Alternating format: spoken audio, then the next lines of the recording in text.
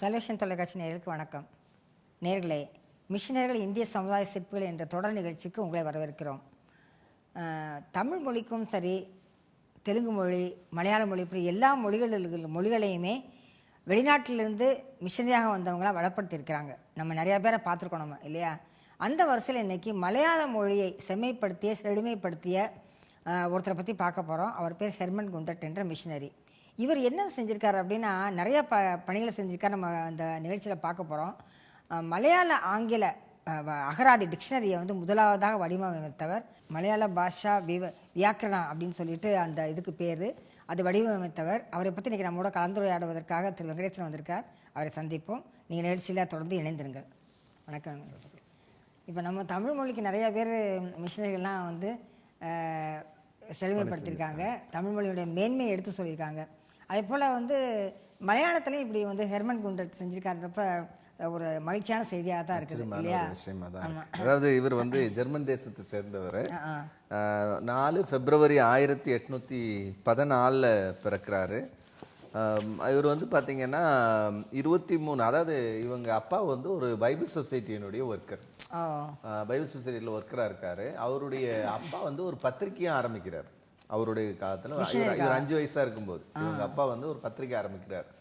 ஹெர்மனுக்கு இது ஒரு நல்ல நாலேஜ் இருக்கு பத்திரிகை துறையை பொறுத்த வரைக்கும். அவருக்கு அது ஒரு முதல் படிப்பினையா இருக்கு. அவங்க அப்பாவே ஒரு பிரிண்டிங் வைக்கிறதுனால அந்த 5 வயதுல இருந்தே அதை கற்றுக்கொள்ளக்கூடியவராக அவர் இருக்கிறாரு. அதுக்கு பிறகு பார்த்தீங்கன்னா அவர் செமினரி பள்ளி கல்வியெல்லாம் முடிஞ்சு செமினரியில் படிக்கும்போது லத்தீன் வழி கல்வி படிக்கிறாரு.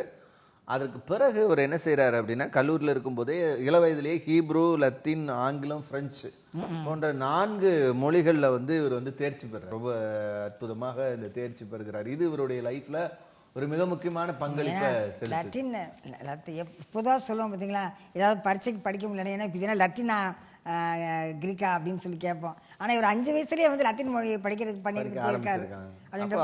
இளம் வயதிலேயே இந்த 4 மொழியில அவர் புலமை பெற்றிருக்கிறாரு.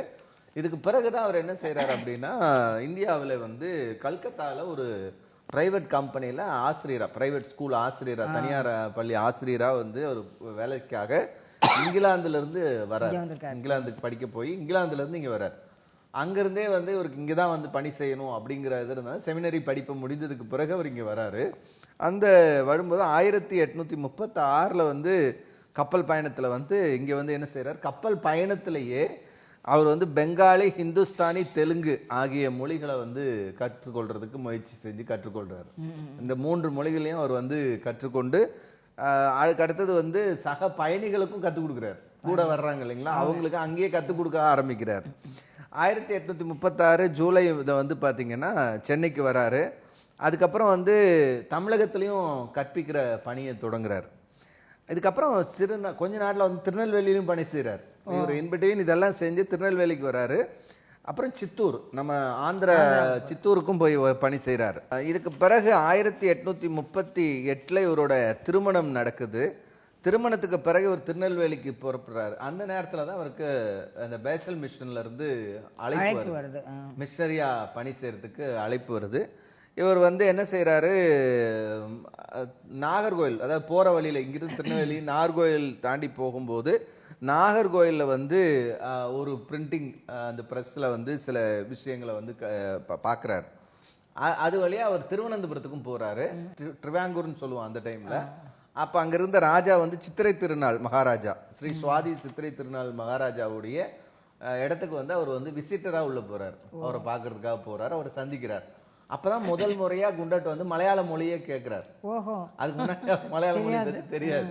அவர் தெலுங்கு படிச்சிருக்கிறாரு, மற்ற லாங்குவேஜ் எல்லாம் படிக்கிறாரு. ஆனா அங்க போகும்போது மலையாள மொழியை கேட்கிறாரு.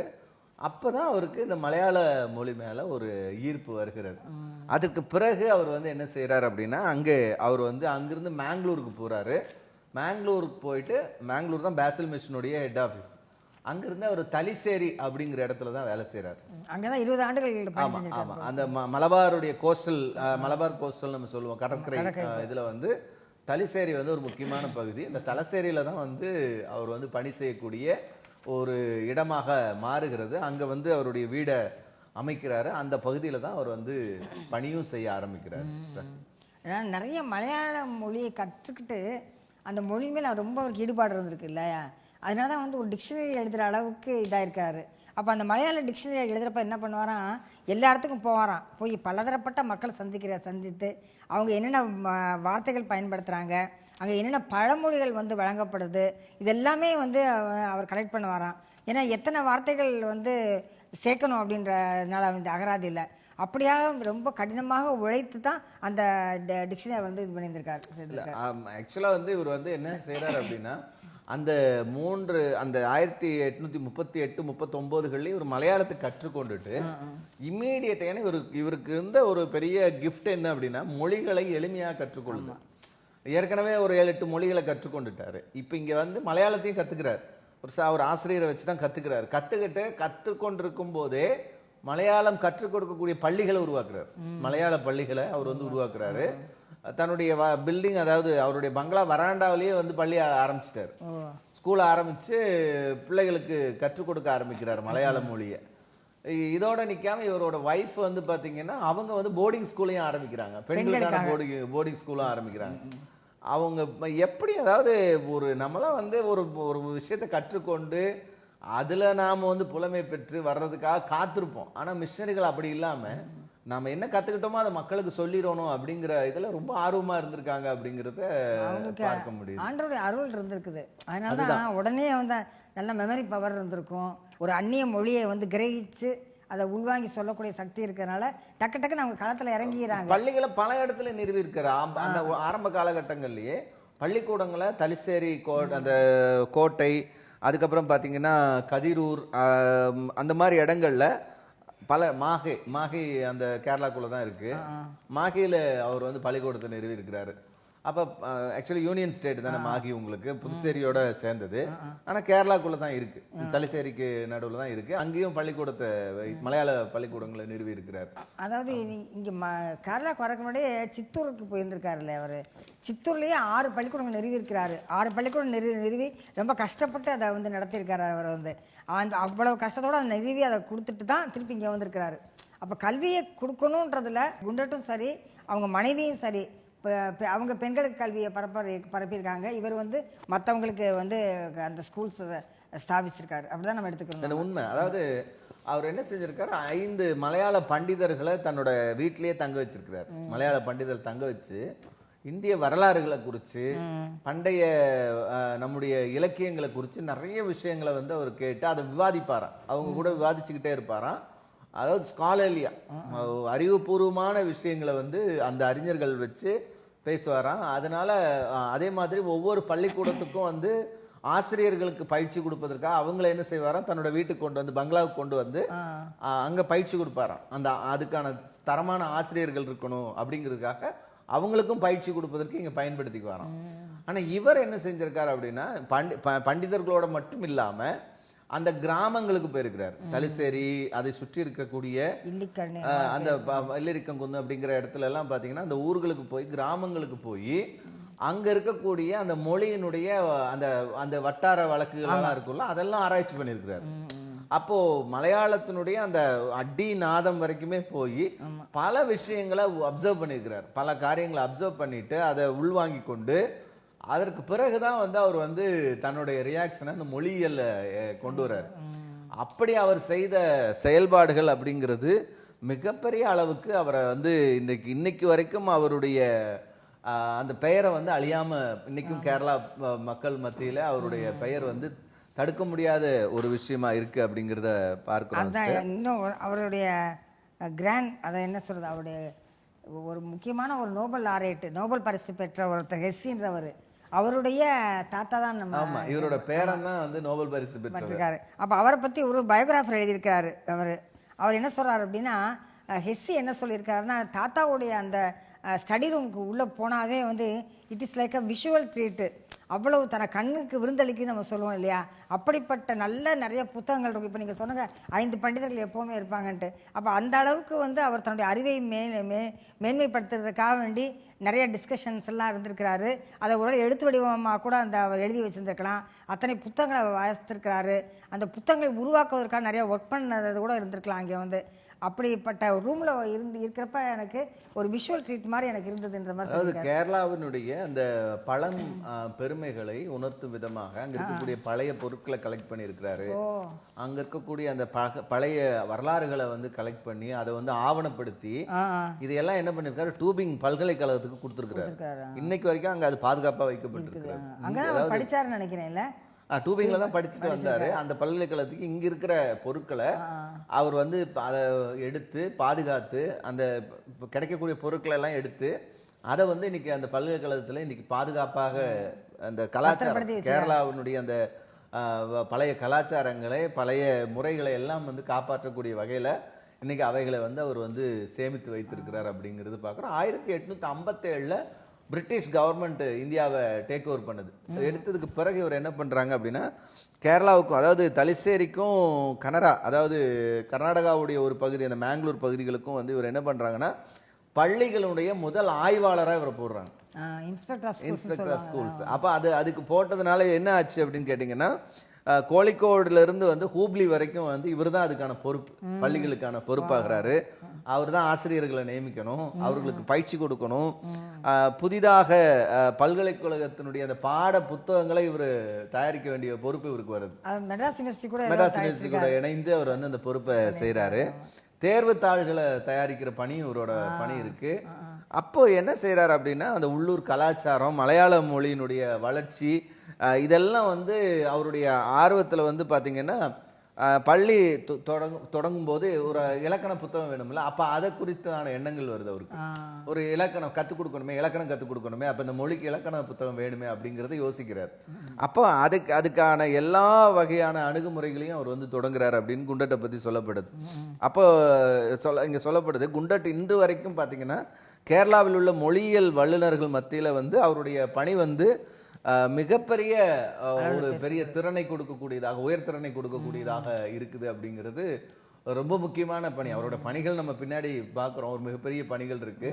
ஆனா அந்த பணிகளுக்கு ஒரு முன்னோட்டமாக அவர் செய்த விஷயங்கள் இது சொல்ல போனா இவர் சமய பணிக்காக வந்தவர். இதான் ரொம்ப முக்கியமான ஒரு விஷயம். அதாவது இந்தியாவிலே சமயப்பணி செய்ய வேண்டும், கிறிஸ்துவனுடைய அன்பை சுவிசேஷமாக அறிவிக்க வேண்டும் அப்படிங்கிறதுக்காகத்தான் இவர் வந்து இங்க வந்தார். ஆனால் இவர் வந்து இந்த தலிசேரியில அந்த இல்லிரிக்கு கொன்னு அப்படிங்கிற இடத்துல தங்கி அவர் என்ன செய்யறாரு, பைபிளை மலையாளத்துல மொழிபெயர்க்க ஆரம்பிக்கிறார். அப்ப பைபிள் மலையாள மொழியை பழைய ஏற்பாட்டையும் ஈப்ரு மொழியில இருந்தும் கிரேக்க மொழி இவருக்கு தெரியும், ஈப்ரு மொழி தெரியும். இதை வந்து பாத்தீங்கன்னா மலையாள மொழியில முதல்ல 13 புத்தகங்களை முதல்ல வெளியிடுறாரு. அதுக்கு பிறகு பாத்தீங்கன்னா வந்து அங்க வைக்கப்பட்டிருக்கிற அந்த விஷயங்களை எல்லாமே வந்து பாதுகாத்து இவரால் எழுதப்பட்ட புஸ்தகங்கள் அப்படின்னு பார்த்தீங்கன்னா, இப்போ நீங்கள் சொன்னது மாதிரி ஒரு டியூபிங் யூனிவர்சிட்டி கொடுத்த அந்த புத்தகத்தை எழுதியிருக்காருல அவர், அதில் என்ன உள்ளடக்கம் இருக்குன்னா, அந்த புத்தகத்தின் பேர் வந்து கேரளாவை பற்றி, கேரளாவினுடைய ஆரிஜின், அவருடைய வரலாறு, அப்புறம் மக்களுடைய பற்றிய வரலாறு எல்லாமே வந்து என்ன பண்ணியிருக்காரு அவர் அந்த புத்தகத்தில் எழுதியிருக்கிறாரு. அது மாதிரி நிறைய புத்தகங்களை வந்து எழுதியிருக்காரு. முதலான ஒரு டெக்ஸ்ட் புக்கு பாட புஸ்தகம் எழுதியிருக்காரு மலையாளத்தில். 1843 பார்த்தீங்கன்னா இந்த நீங்கள் சொன்ன கேரளோபதி அப்படிங்கிற புத்தகம், இது கேரளாவினுடைய தோற்றம் மலையாளத்திலிருந்து மொழிபெயர்க்கப்பட்ட அந்த கேரளோபதி அப்படிங்கிற புத்தகத்தில் அந்த விஷயங்கள் எல்லாம் அடங்கியிருக்கு. ரெண்டாவது 1845 பார்த்தீங்கன்னா பழஞ்சொல் மாலா. இது வந்து என்னன்னு கேட்டீங்கன்னா கிறிஸ்தவ இறையியலுக்கான மொழிகளுக்கு மலையாள பழமொழிகள், கிறிஸ்தவ இறையியலோட பொருந்தக்கூடிய மலையாள பழமொழிகளை அவர் வந்து பழஞ்சொல் மாலா அப்படின்னு தோத்துருக்காரு, கம்பாரிசன் மாதிரி. அடுத்தது 1851 மலையாள பாஷா வியாகரணம் அப்படிங்கிற எழுத, இது மலையாள இலக்கண புத்தகம். அப்புறம் 1860 பாதமாலா அப்படின்னு ஒரு புத்தகம் எழுதுறாரு.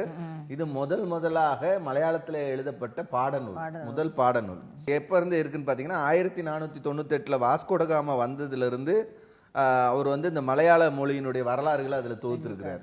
அது ஒரு முக்கியமான விஷயம். அப்புறம் 1863 கேரளா பழமா அப்படின்னு சொல்லிட்டு ஒரு புத்தகம் எழுதுறாரு. இது 2003 இந்த புத்தகத்தை மாதவ மேனன் அப்படிங்கிறவர் வெளியிட்டு இருக்கிறார். இந்த புத்தகம் மறுபடியும் ரீபிரிண்டிங் பண்ணியிருக்கிறாங்க. 1868 புதிய ஏற்பாட்டை மலையாள மொழியில மொழிபெயர்த்திருக்கிறார். அதுக்கு அடுத்தது 1870 பள்ளிகளுக்கான அகராதி, 72 மலையாளம் ஆங்கில அகராதி. அதுக்கடுத்து 1879 மலையாள ராஜ்யம் அப்படின்னு சொல்லிட்டு மலையாள தேசம் அப்படிங்கிற ஒரு புத்தகத்தை அவர் எழுதியிருக்கிறார். அதுக்கடுத்து 1847 ராஜ்ய சமாச்சாரம் அப்படின்னு சொல்லிட்டு ராஜ்யத்தின் செய்தி அப்படிங்கிற ஒரு செய்தித்தாளை அவர் வந்து வெளியிட்டிருக்கிறார். இப்படி மலையாள மக்கள் கேரள மக்களே இவ்வளவு எழுதியிருக்க மாட்டாங்க. அதான் பாருங்களேன், ஒரு இவ்வளவு பெரிய லிஸ்ட் அதோட நிக்கல. 1847 பாஷிமோதயம் அப்படிங்கிற ஒரு புத்தகத்தை வந்து எழுதியிருக்கிறாரு. இது ஒரு பத்திரிகை. அதுக்கடுத்தது 1881 சங்கீர்த்தனங்கள் அப்படின்னு சொல்லிட்டு சங்கீத புத்தகத்தினுடைய மொழிபெயர்ப்பு. இப்படிப்பட்ட பெரிய பங்கை வந்து மலையாள மொழிக்காக ஆற்றியது ஒரு மிஷனரி அப்படிங்கிறது ஒரு பெரிய ஆச்சரியமான ஒரு விஷயமா இருக்கு. அதோட அந்த மொழியிலுடைய இந்த கமா ஃபுல் ஸ்டாப்பு, அந்த செமிகோலன் நம்ம சொல்றோம் பார்த்தீங்களா, அரைப்புள்ளி கால் புள்ளி, அதெல்லாமே அந்த கால் புள்ளி அரைப்புள்ளி, அதுக்கப்புறம் கேள்விக்குறி கொஸ்டின் மார்க் முதற்கொண்டு வந்து அவர் தான் வந்து அந்த மொழிக்கு அறிமுகப்படுத்தி இருக்கிறார் அப்படிங்கிறது ரொம்ப முக்கியமான செய்தி. மலையாளம் ஆங்கிலம் அகராதி 1859 வந்து அவர் என்ன செய்யறாரு, மறுபடியும் ஜெர்மனுக்கு போயிட்டு திரும்ப 1872 அவர் வந்து அந்த அந்த அகராதியை வெளியிடுறாரு. 10 ஆண்டுகளுக்கு போயிட்டு திரும்ப வந்து அந்த அகராதி அவர் வெளியிடுறார் அப்படிங்கிறது சொல்றேன். ஏன் அவர் இங்கிருந்து ஜெர்மனுக்கு போனார் அப்படின்னு பார்த்தீங்கன்னா, உடல்நிலை ரொம்ப நலிவடைஞ்சிருது. அவருடைய அந்த அமைப்பே வந்து அவரை திரும்ப அனுப்பிச்சிருது. நீங்கள் வேண்டாம் ஊருக்கு போயிருங்க அப்படின்னு சொல்லி அனுப்பிடுது. அவர் வந்து ஒரு வேண்டாம் இதாக தான் போறார். இந்த தேசத்தை விட்டு போகிறதுக்கு அவருக்கு விருப்பம் இல்லை. ஆனால் போயிட்டு அவர் வந்து அங்கே இல்லாமல் திரும்ப என்ன செய்யறாரு, திரும்ப அவர் இந்தியாவுக்கு வராரு. வந்து அவர் வந்து பல புத்தகங்கள், கட்டுரைகள், இதழ்கள், இப்படி குழந்தைகள் இதழ் முதற்கொண்டு வந்து பார்த்தீங்கன்னா அவர் வந்து வெளியிட்டிருக்கிறார். குழந்தைகளுக்கான இதழ்களையும் அவர் வெளியிட்டார் அப்படிங்கிற ஒரு செய்தி ரொம்ப முக்கியமாக இருக்கு. அந்த அளவுக்கு வந்து ஹெர்மன் குண்டட்டுடைய மிக முக்கியமான பணிகள் அப்படின்னும் போது மலையாள வியாகரணம் அப்படிங்கிற மலையாள பாஷா வியாகரணம் அப்படிங்கிறது ரொம்ப முக்கியமான ஒரு பங்களிப்பா இருக்கு. நீங்க இப்ப அவர் நிறைய கட்டுரைலாம் எழுதியிருக்கான்னு சொன்னாங்க பார்த்தீங்களா, ஒரு கடிதத்தை பத்தி நான் சொல்லணும் அப்படின்னு நினைக்கிறேன். அது இவருடைய சமகாலத்தில் வந்து ரெவரண்ட் ஜான் ஆண்டர்சன் அவர் வந்து மெட்ராஸில் இங்கெல்லாம் பணிபுரிந்துட்டு இருந்திருக்காரு. சுசேஷ பணி தான் பண்ணிட்டு இருந்திருக்காரு.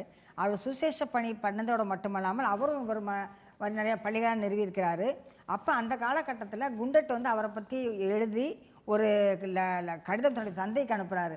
அந்த கடிதத்தில் வந்து என்னென்னா, அந்த காலத்தில் நம்ம தமிழ்நாட்டில் நடைபெற்ற சாதி கொடுமைகளை பற்றி இருக்குது. அது ஒரு பெரிய ஆவணம் பார்த்தீங்கன்னா. அதில் என்ன எழுதியிருக்காரு அப்பாவுக்கு அப்படின்னா, அதை ஜான் ஆண்டர்சன் அவர் வந்து ஒரு ஸ்கூல் ஆரம்பிச்சிருக்கிறாரு. அதில் 3 பசங்க வந்து ஒடுக்கப்பட்ட இனத்தை சேர்ந்த பசங்க. ஆனால் வெளியில் பார்க்க எந்த அடையாளமும் தெரியாது. மீதி மொத்தம் 200 பேர் படிக்கிறாங்க. மீதி உள்ள ஏறக்குறைய 277 பசங்க மீதி உள்ளவங்க அவங்கெல்லாம் வந்திருக்காங்க. அப்போ தெரிஞ்சிடும்ல, ஒரு என்னதான் வந்து அந்த காலத்தில் ஜாதி ரொம்ப ப்ராமினெண்ட்டாக இருந்ததுனால நான் இன்னும் ஜாதின்றதை மறைச்சி வச்சா கூட தெரிஞ்சிடும். அப்போ இந்த பசங்க பழகிறப்ப கண்டுபிடிச்சிட்டாங்க இந்த 3 பசங்களும் வந்து ஒடுக்கப்பட்ட தாழ்த்தப்பட்ட ஜாதியை சேர்ந்தவங்கன்ட்டு. அப்போ இந்த பசங்களாம் போய் ஜான் ஆண்டர்சன்ட்ட ரெப்ரசன்ட் பண்ணியிருக்காங்க. இந்த மாதிரி அவங்க வந்து ஸ்கூலை விட்டு நீங்கள் நிறுத்தணும், அவங்க வந்தால் நாங்கள் படிக்க மாட்டோம்ன்ட்டு. அவர் ஜான் ஆண்டர்சன் சொல்லிட்டாரா, நீங்கள் வேணா போங்க, அந்த 3 பசங்களை அனுப்பவே மாட்டேன் அப்படின்ட்டு. அவ்வளோ ஸ்டபனாக இருந்து அந்த 3 பசங்களுக்காக விட்டு கொடுக்காம இருந்து அப்புறமேல கொஞ்சம் பேர் வந்து சேர்ந்தாங்களாம். உண்மை வெளியில் போயிட்டாங்க அந்த பசங்களாம். போயிட்டு அதுக்கப்புறம் வந்து சேர்ந்துருக்காங்க. இதை வந்து அவங்க அப்பாவுக்கு அவர் எழுதியிருக்காரு, குண்டட் எழுதியிருக்காரு. எதுக்கு இதை சொல்கிறேன்னா, இது ஒரு ஆவணம் நமக்கு வந்து அந்த காலத்தில் வந்து இந்த ஜாதி கொடுமைகள் எப்படி இருந்தது என்பதுக்கு ஒரு ஆவணம் வந்து. அதாவது அதில் மிஷனரிகளுடைய அந்த அந்த அவங்களுடைய ரியாக்ஷன், அவங்க காண்பித்த அந்த வெளிப்பாடு எப்படி இருந்துச்சு அந்த மக்கள்கிட்ட. அதாவது அவங்க மிஷனரிகள் வந்து பள்ளிக்கூடத்தில் சாதி மத வேற்றுமை இருக்கக்கூடாதுன்றக்காக தான் இவர் வந்து 3 பேரையும் சேர்த்துருக்காரு. மற்றவங்களும் இருக்காங்க. குண்டட்டும் அதே கருத்து உடையது. அதனால இதை வந்து அவர் பெரிய விஷயமா எழுதியிருக்காரு வந்து பாத்தீங்கன்னா. அந்த காலத்துல குண்டட் இன்னைக்கு பாத்தீங்கன்னா கேரளா அரசு என்ன செய்யுதுன்னா, தலிச்சேரியில அவரோட உருவ சிலை வைத்திருக்கிறாங்க. முழு உருவ சிலை வைத்து அவரை மரியாதை செலுத்துறாங்க. ஏன்னா கேரளா மொழியினுடைய மிக முக்கியமான ஒரு மனிதர் வந்து ஹெர்மன் குண்டட் அவர்கள்.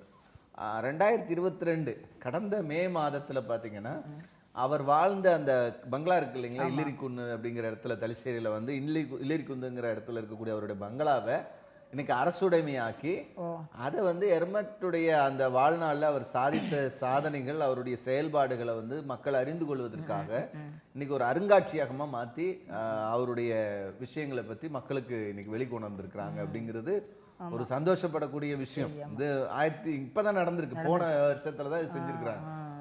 ஏன்னா கடந்த 4-5 வருடமா இதை நம்ம தொடர்ந்து பேசிக்கிட்டு இருக்கோம். இந்த ஹெர்மன் குண்டட் அவர்களை பத்தி நிறைய விஷயங்கள் நம்ம பேசுறோம். ஆனா இது இப்ப இன்னைக்கு அரசாங்கத்துக்கு போய் அரசாங்கமானது இன்னைக்கு 2022 மே மாதத்துல வந்து அவருடைய வாழ்ந்த வீட்டை வந்து இன்னைக்கு அரசுடைமை. ரொம்ப பெரிய விஷயம் தான். நம்ம நாட்டில் கூட, நம்ம தமிழ்நாட்டில் கூட நிறையா எழுத்தாளர்கள் அப்படி சமுதாய போராளிகள் வீடு அப்புறம் புத்தகங்கள்லாம் நாட்டுடைமை ஆக்குறாங்க. ராபர்ட் கால்டுவெல்லுடைய வீடெல்லாம் வந்து அரசுடைமை வந்து அரசு எடுத்து அதை வந்து இன்னைக்கு ரொம்ப அற்புதமா அதை வந்து பார்வையாளர்களுக்கு மக்கள் பார்க்கறதுக்கும் வரலாறுகள் தெரிந்து கொள்றதுக்கும் பண்ணியிருக்காங்க.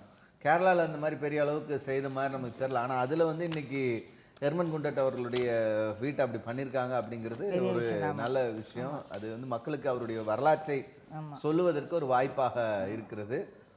நீங்க பாருங்களேன், இப்ப நீங்க சொன்னது பாரு, தமிழ் மொழியிலையும் சரி, நம்ம ஏற்கனவே கன்னடத்தை பத்தி பேசியிருக்கோம், தெலுங்கு பத்தி பேசியிருக்கோம், இப்ப மலையாள மொழியிலையும் நம்ம பேசியிருக்கோம். பாத்தீங்கன்னா இந்த மலையாள மொழிக்கும் ஒரு மிஷினரியுடைய பங்களிப்பு அப்படிங்கிறது, அந்த மலையாள மொழியை இந்த அளவுக்கு வளமைப்படுத்துவதற்கு ஒரு மிஷினரி வந்து இவ்வளவு பிரயாசங்களை பட்டிருக்கிறார் அப்படிங்கிறது ஒரு மிக முக்கியமான செய்தியா இருக்கு. நேர்களே, இதுவரை மலையாள மொழிக்கு வளம் சேர்த்த அந்த மொழியினுடைய செழுமைப்படுத்துவதற்காக பாடுபட்ட மிஷினரி ஹெர்மன் குண்டட் அவர்களை பற்றி நம்ம பார்த்தோம்.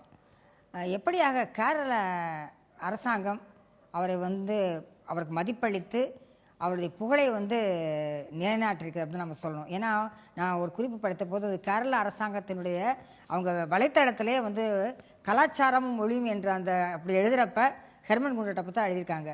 அப்போ வந்து நீங்கள் யோசித்து பாருங்களேன், ஒன்று இந்த மிஷினரிகள் எங்கேயோருந்து வந்து மதத்தை பரப்புனாங்க, எங்கேயோருந்து வந்து நம்ம கலாச்சாரத்தை வந்து இது பண்ணிவிட்டு அவங்களுடைய கலாச்சாரத்தை பூத்தாங்கலாம் சொல்கிறதெல்லாம் எவ்வளவு பெரிய ஒரு பொய்யான குற்றச்சாட்டுகள் என்பது நம்ம ஹெர்மன் குண்டட் போன்றவருடைய வாழ்க்கையிலேருந்தே விளங்கும். ஏனென்றால் அரசாங்கமே அதுக்கு வந்து முத்திரை குத்துற மாதிரி அவரை வந்து மேன்மைப்படுத்தியிருக்கிறது, அவரை வந்து மதிப்பு அளித்திருக்கிறது, அவருக்கு ஒரு பெரிய இடத்தை கொடுத்திருக்கிறது. இன்னமும் அவருடைய புகழ் வந்து நிலைநாட்டப்பட்டு கொண்டிருக்கிறது என்பதை நம்ம பார்க்கும்போது நம்ம இந்திய கலாச்சாரத்திற்கும் இந்திய மொழிகளின் வளத்திற்குமாக மிஷினரிகள் எவ்வளவு அரும்பாடப்பட்டிருக்கார்கள் என்பது புலனாகிறது.